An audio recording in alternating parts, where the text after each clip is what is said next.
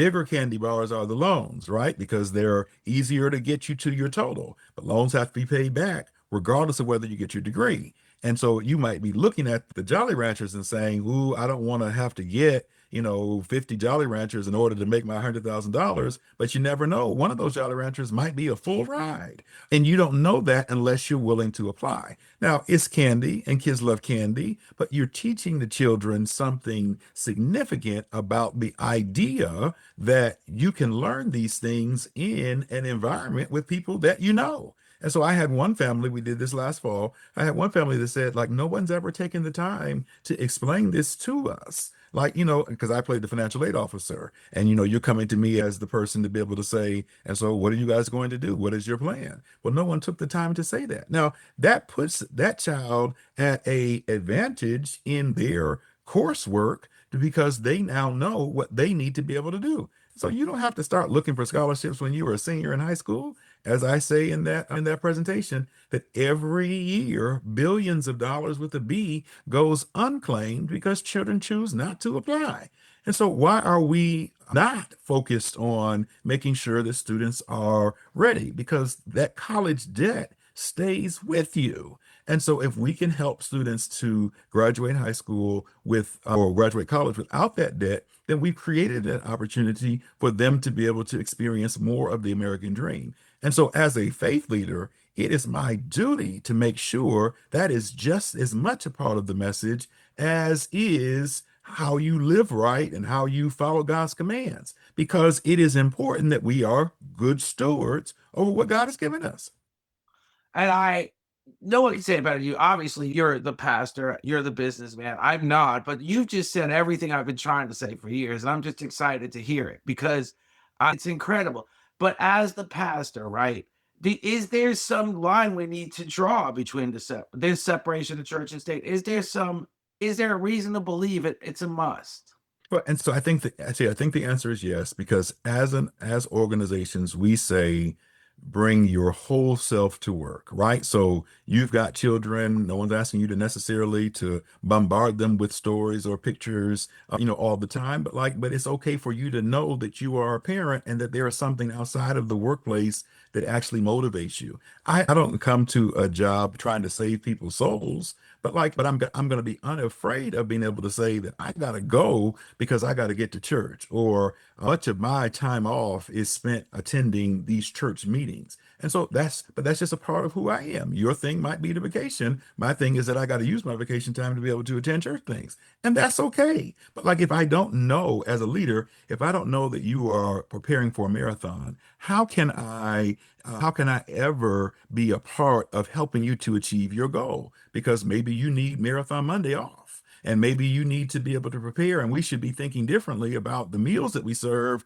for the staff lunches because you are on a diet, or you are needing to eat certain things, and so you're not choosing to stay at the lunch counter much longer because you got to know that you got something else to do. But if I don't know that you're preparing for a marathon, I can't be there to be supportive of what you're doing. And so it's important. But that's a faith technique of understanding that the people that are sitting in the pew are carrying more than just what they're wearing to church on Sunday. But I need to know that about my employees too, because if them being happy and being present for the work also means understanding that they've got more to do than just the work that I've assigned them. But that's something that leaders would be well suited to think through, but that's informed by my faith. And yes, I'm a Christian pastor, but it doesn't matter if you're Jewish or you choose to subscribe to Islam or to Hinduism or any of the other major religions of the world. The point is that there is something bigger than you that you answer to. And that to me is worth celebrating. Absolutely. And we don't single out faith, right? So when the kids Nope. just say the kids don't necessarily come to Pastor Taylor's Sunday church, but they can come to your Absolutely. midweek Shots. Yeah. courses. Yeah. And something I always tell my wife, we have kids. I'm actually older, but my kids are younger. See, we always feel like they're not listening, but somehow ultimately I realize they're not, they don't, so we feel like they don't listen. But ultimately down the road, I had noticed they were listening. They were actually doing what I had mentioned 2 weeks ago. 2 weeks ago, they looked at me like I was an idiot. They walked away mad. But then I noticed And that's something we're instilling in these children. This child, like you said, we're just using face, just naming face. A Jewish child comes to your church on a Wednesday, not necessarily Sunday morning for church service, but on a Wednesday, and he picks up on this. Maybe he's more inclined to understand that all faiths are equal, all faiths are the same. Really, it's your faith, and Hinduism is your faith, and they're all beautiful, and they all Mhm. serve a lot of good. They all teach you a lot of good. And so, go ahead.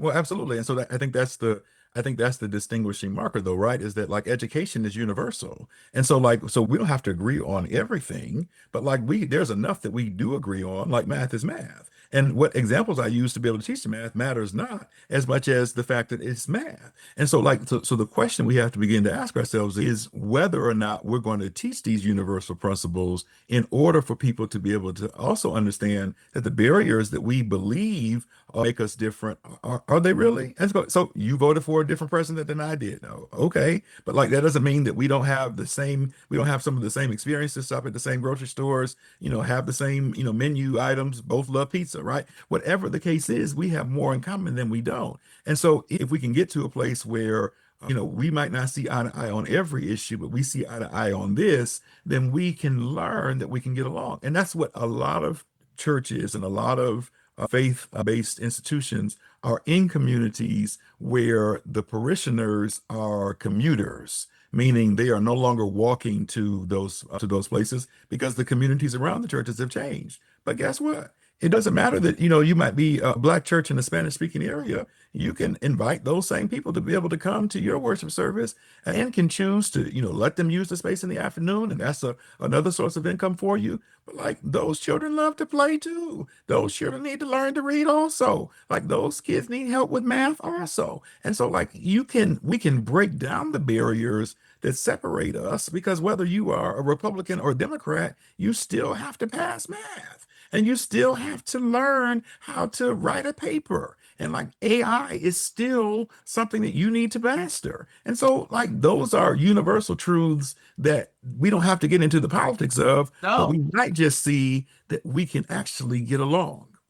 absolutely. And let's even go one step wider, one step way deeper. How about Pastor Taylor teaching executives and businessmen how to be better executives, just like you said, how to be better on listen to their employees, listen to their hopes and dreams. Oh, you're running a marathon this week. Oh, you need accommodations.